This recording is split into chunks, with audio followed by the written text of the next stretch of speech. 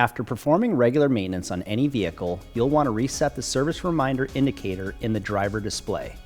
Today I'm going to show you how to perform the reset 2 different ways. The reset can be performed directly in the vehicle using the foot pedals or by using an iSCAN device.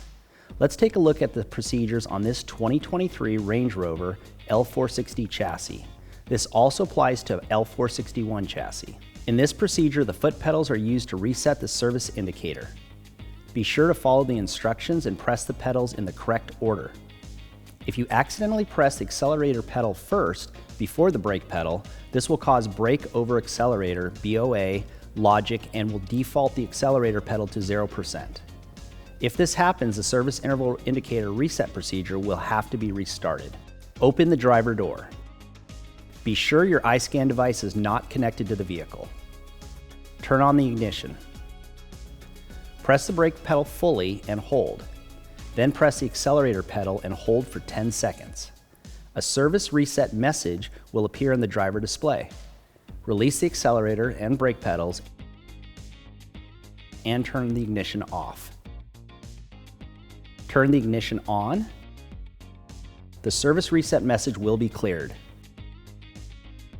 Oftentimes, this procedure will have to be repeated due to a misstep, so using your iSCAN device is a faster option. From the Land Rover main menu, tap Service function. Tap Auto Detect Vehicle. Confirm the vehicle is correctly identified. Press Enter to continue. Tap Quick Service. Tap Service Reset. Read and confirm that vehicle conditions have been met. Press Enter to perform Service Reset.